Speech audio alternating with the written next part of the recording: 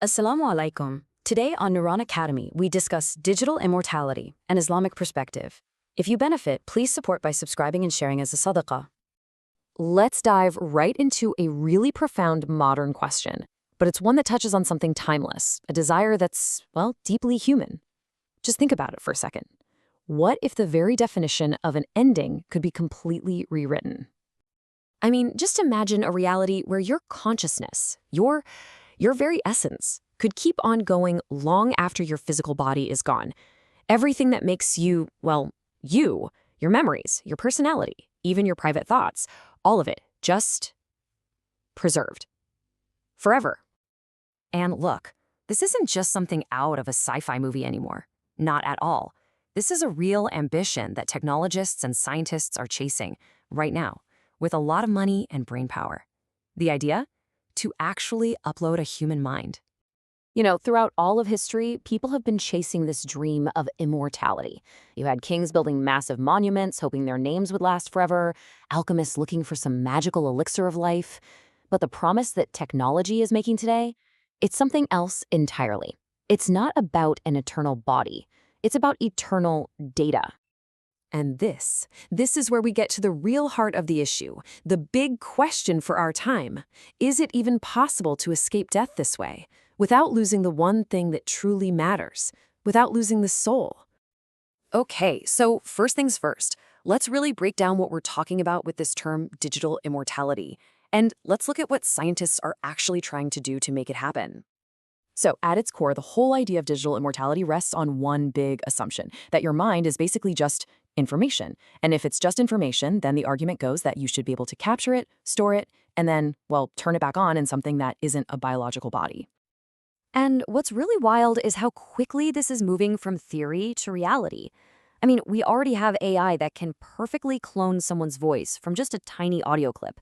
And you've got these huge, ambitious projects trying to map every single connection in the brain. The end game here isn't just to have a recording of someone. The goal is to create a fully interactive, thinking simulation of them. Now, this is a really important distinction. The people pushing this technology, they're not talking about resurrection, not in the way we think about it. They're not trying to bring a body back to life. Their goal is continuation, to create a seamless digital version of a person, an AI that acts, thinks, and talks exactly like they did. But right away, this whole idea runs into a massive philosophical and spiritual wall. It's a problem that goes right to the heart of who we are. Let's say you could do it. You build a machine that perfectly copies every single one of your thoughts, your memories, your quirks. Is that copy actually you, or is it just a really convincing echo? So, with all that in mind, let's turn to the absolute clarity that our Islamic tradition gives us on this.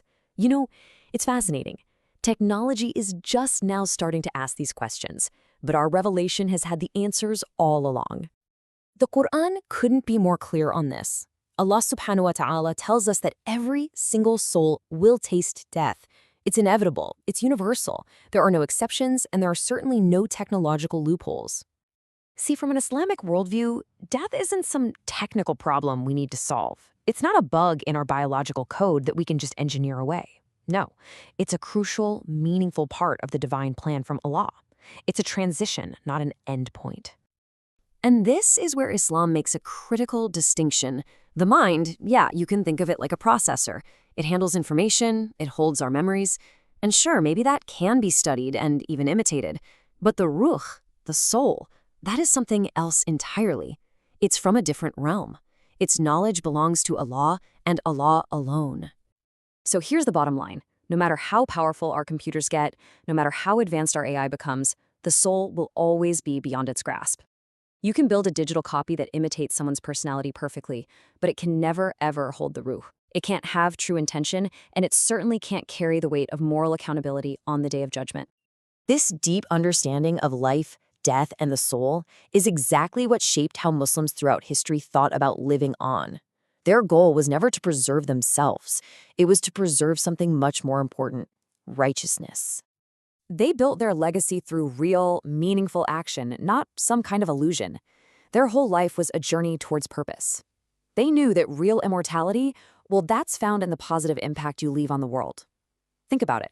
Books outlived their authors. Students carried on the light of their teachers. And their entire focus was on preparing for the eternal hereafter, the akhirah, not on clinging to an endless dunya. And that timeless way of thinking really forces us to look at what's happening today and ask a tough question. With all this focus on digital immortality, what kind of legacy are we actually building? Is it one of genuine, righteous impact? Or is it just a fancy illusion, a way to run away from our real purpose in life? You know, when you start digging into it, the ethical problems here are huge. If a digital copy of you says something, who's responsible for it? Could people start, almost worshiping these simulations of their loved ones? And maybe the biggest question of all, if you start to think death is just an option you can avoid, doesn't life lose its urgency?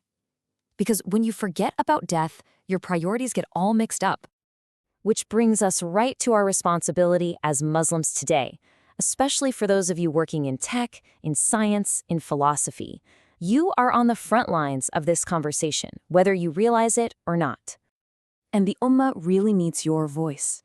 We need thinkers who can stand up and defend the beautiful, profound meaning of being human against a worldview that says we're just machines. We need engineers who build amazing things, but who also respect the spiritual limits that our Creator has set. And we need leaders who can gently but firmly remind the entire world of a very simple, very powerful truth. Data is not the soul. And let's be clear, having this perspective doesn't mean you're anti-science or anti-progress. Not at all. In fact, it's a vital act of wisdom. When you insist on these boundaries, you're not holding things back. You're actually protecting humanity from a very deep and very dangerous confusion about who we really are. Ultimately, Islam completely reframes this whole debate. Death isn't the enemy we need to defeat with technology. It's a gift from Allah, a powerful, necessary reminder of why we're here, of our accountability, and of our final, inevitable return to Him. The future of what it means to be human is literally being written right now in labs and boardrooms around the world. The generations of Muslims who came before us, they were guided by revelation, and they built a legacy that truly changed the world for the better. So now the question lands squarely on our shoulders. What are you going to build? Presented and created by Neuron Studio.